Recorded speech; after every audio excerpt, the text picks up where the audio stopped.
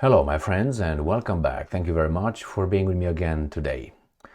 The chronology of events is a very important tool to establish what's right and what's wrong and, disperse justice. I will give you an example why the chronology of events is important in investigation of anything. Because if you see someone beating someone else in the street and you just start the history from there, obviously one person is assaulting another person. So you know exactly from that little picture who is the victim, alleged victim, and who is the alleged perpetrator. Now, if you stop them and you find out what happened a minute ago, before that happened, before the alleged perpetrator started beating the alleged victim, you find out the alleged victim actually is a criminal who, let's say, eliminated the alleged perpetrator's family a minute ago. So the one that you see right now in this particular time paints a picture. This is the perpetrator, the bad guy. That's the good guy. He's the victim. But if you go back, 2 minutes back in time, you find out that actually the victim killed the family of the perpetrator in this case. So that's why it's very important to establish a chronology of events in any investigation, and then you find out what happened and find out what was okay and what was not okay. In this case, Maria Zakharova comes out and says, the Russian Federation banned journalists from Le Monde from France to come and attend certain kind of events in Russia. And Le Monde and all these journalists are outraged that Russia dared to do what they did before. I'm not talking about the media, Le Monde. I'm talking about the French government, the European Union, the Americans. Well, let's start with this article with Maria Zakharova. This comes from Russia Today. It is from February 6, 2025. Moscow reveals reason for French reporter visa ban. Discrimination against Russian journalists, plural, by Paris, the capital of France, has triggered the retaliatory move, the foreign ministry has said. And the people from Le Monde are like, oh no, you can't do this, only we can punch you. Like in Ukraine, you can't punch us back. We can punch you through the Ukrainians, you can't punch us because you're not involved. Yes, you are. Moscow's decision to ban a French journalist from entering the country is a response to France's ongoing discrimination against Russian media. Were you aware of that? Is Maria Zakharova just dreaming about that? Foreign Minister spokeswoman, the great Maria Zakharova, has said in an open letter on Wednesday, Le Monde condemned the decision to ban its reporter Benjamin Quenelle from entering the country as, and this is what they say, yet another obstacle to freedom of information. They're talking. The Europeans are talking about that and urged, so Le Monde urged the government in Moscow, Russia, to reconsider.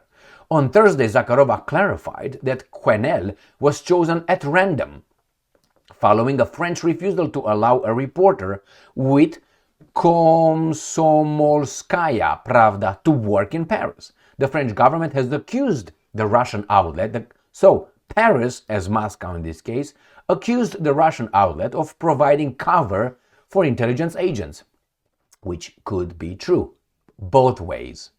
All right, a claim that Le Monde endorsed by labeling the outlet staff so-called journalists. So Le Monde were the bitches in this case. France has a history of obstructing the work of Russian news organizations, a policy backed by President Emmanuel Macron during 2017 re-election campaign. 17 chronology of events. Macron prohibited Russian outlets, including Russia Today, from attending campaign events, accusing them of disseminating disinformation about his candidacy. Most recent incidents occurred during the Olympic Summer Games in Paris last year. Then Interior Minister Gérald Darmanin told the media his department has rejected. So the Interior Minister, this is the FBI, NSA, these guys, have rejected a large number of media credential applications by Russian nationals.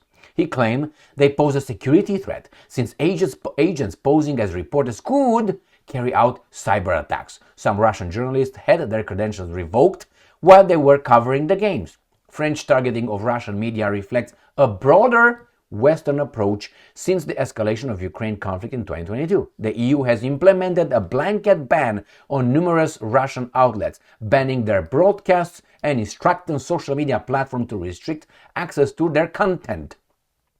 So, who did this one? Who this?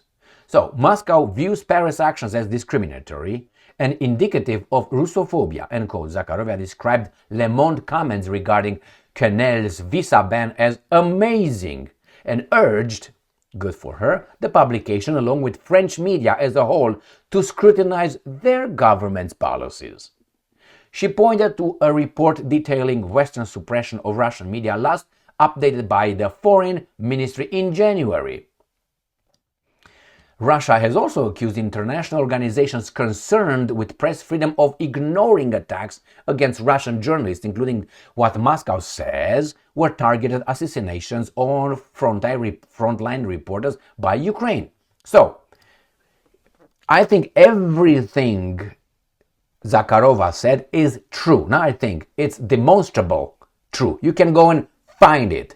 So, in 2017, 18, 19, 20, 21, 22, 23, 24, now in 25. So for this many years, those guys, chronology of events, have been doing something that the Russians did to these baboons. And now the baboons urge the Russian government, hey, you can't do this to us. What does that tell you? Justice? No. And let me show you another article. This article comes from Le Monde itself. Le Monde Association of Journalists condemns the revocation of our Moscow correspondent's accreditation. The Russian authorities have decided to revoke the accreditation of Le Monde's correspondent Benjamin Canel. This decision brings to an end almost 70 years of Le Monde's presence in Russia. Now, if you do that to me, and I'm strong enough, I will do it to you 5 times more or worse. That's my policy. Or not 5. I gather my knockout power. I focus it in one point and I try to destroy you. That's how I operate. So it's not like, oh, you punch me, one time, I will figure, oh, it's about 90% of, I'm going to punch him one time, 90%. I'm not your bitch. Who says I should have to be proportionate? You haven't been with me. I didn't do anything to you. You did it first. So I'm going to do to you what I think I should do to you.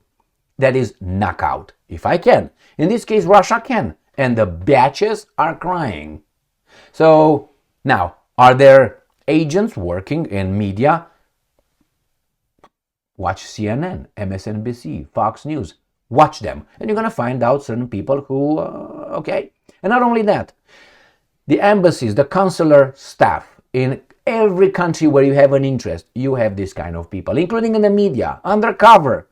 Do you think the Americans are not doing that? The French? The Germans? If they're not, that means they are baboons. And they're not. They can't be. They all do it. They all do it. So this is just a fake victimhood, crybaby, crocodile tears. That's what it is. And good job for the Russians. Remember, this is a reaction. A reaction. Not an action, a reaction to your actions. So actions have consequences, obviously. So Crimea River, I don't give a shit. I think this is bad because it happens now more and more and more. It escalates. That means the losers eventually are going to be us. We have less access to their, how do you call it? To the information. Misinformation, disinformation. I want to be the decision maker in what I want to see and what I want to read. I don't want an equal of me, another human being, supposedly free as I am, to dictate what he allows me to see, to read, to be baboon of, because he is going to protect me. I disagree with that contract. That's why I broke it. I never signed it. So, what do you think? What do you think? I should allow all these guys say whatever. We have an abundance of misinformation, disinformation, information It's up to us as free people to disseminate and to discern which one is true and which one is not. Do you think that we don't hold imbecilic ideas based on information that we think it's true without knowing it's actually not true? I mean, this is if this would be used in a objective, in a productive way, I would be okay. Okay, man, let's try to clean up the act here. The problem is this is meant to control us, I try to access some videos on my, Telegram. So sometimes you have, I have Sputnik, and Sputnik has a video from Telegram, messaging app, whatever. So platform over there. So you go on that. And when I try to play it, it says you can't because your countries, I don't say your countries, but I think it says your local laws forbid you to access Telegram. So someone decided I should not watch that. In America, the land of the free, the home of the brave.